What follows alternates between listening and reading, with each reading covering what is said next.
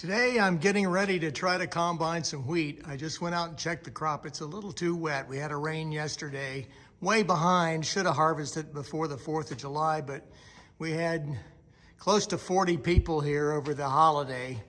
About 15 or 20 of them stayed with us, so it just wasn't going to happen.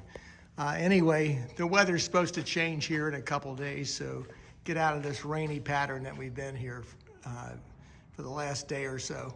Might rain tomorrow, but Saturday, Sunday, and Monday look pretty good. Anyway, I wanted to describe this combine to you. It's a John Deere 42. I think they made this from the late 50s up through the mid 60s. This is a newer version of it. It's called a square back, as you can see. It does have a chopper, which I have disabled to be able to use with straw. The way I disabled it is I took the knife sections out. In the newer combines, you just have to slide them back, but this one you actually have to take the bar out that holds the knives. So I took that out, and shouldn't chop up the straw too bad. I'd like to bale this straw and try to sell it.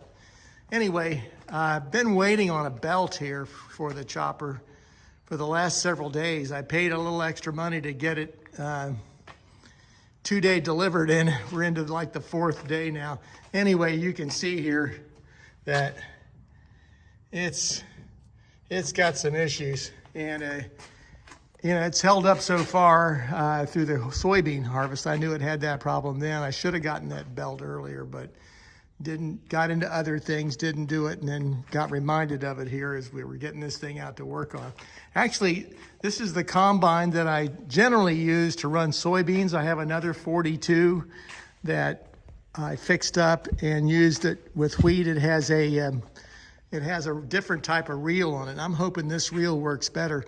In the land that I'm doing, the ground's sort of hilly, side hill, and I think this reel will bring the crop in a little bit better. Hopefully, anyway. We'll see what happens.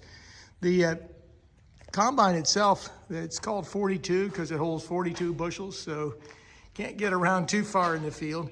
They did make a corn head for it, which I owned a couple of them at one time, a 205 corn head, but I just decided I'd rather do the corn with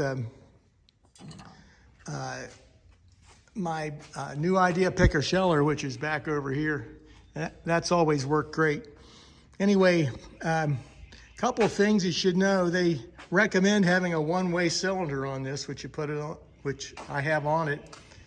And with the tractor I use, which is a John Deere 730, you've seen this one in my videos, you can change this hydraulic system to work in a one-way situation. So the way you go about doing that is you unplug this little cap right here, and you pull out the plunger thing in there and reverse it, put it back in. The manual tells you how to do it, but it's a little confusing like most of these old manuals are.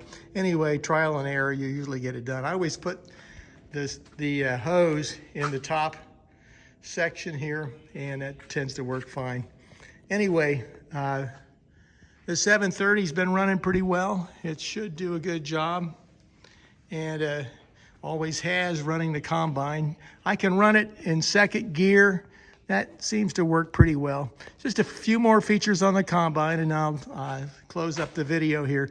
This is the lever for the auger control, so the combine stays running while you unload the auger.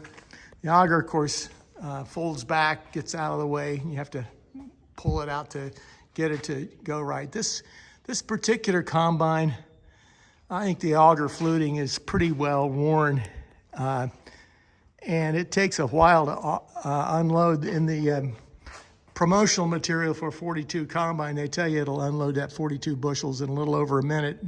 I think it takes me more like 2 or 3 minutes to unload it, but we'll see how it goes. This jack, you also need to have one of those on one of these in case the thing tilts back. You put this down when you're unhitching it, and that keeps the tongue from flying up.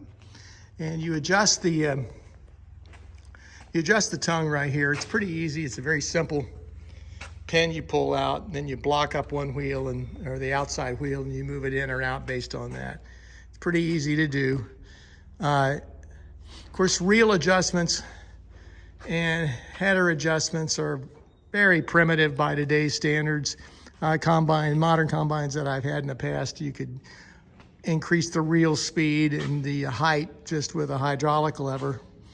And this one, you gotta mess with the chains. You gotta move it up and down with these brackets here. You can move it forward or back, that's good. But all that takes time when you're trying to get a crop in.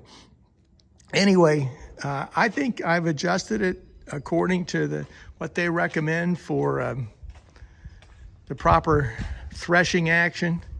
I will show you one other thing on it, which is kind of primitive again, and that's the fan speed. You don't have a control for that. You have to move sheaves in and out of this sheave pulley down here at the bottom. You can see it's the one on the very bottom, and they give you 10 of these. Right now, it recommends that you have 6 of them between the sheaves, and that's what I have. So hopefully that gives me enough speed to clean the grain. These things really do a pretty good job of cleaning the grain. In the past, this one done very well with soybeans. The wheat's always done fine with the other one. Decided to use this one again because of the head on it. Thought it might do a little bit better and just wanted to try something different. So that's it. I hope to get started here. If not today, it's supposed to rain here tomorrow, so maybe Saturday afternoon. It's supposed to be clear then for like 3 or 4 days, so hopefully we can get going then. Hope you enjoy this video, and hope to see it in action here pretty soon. God bless you.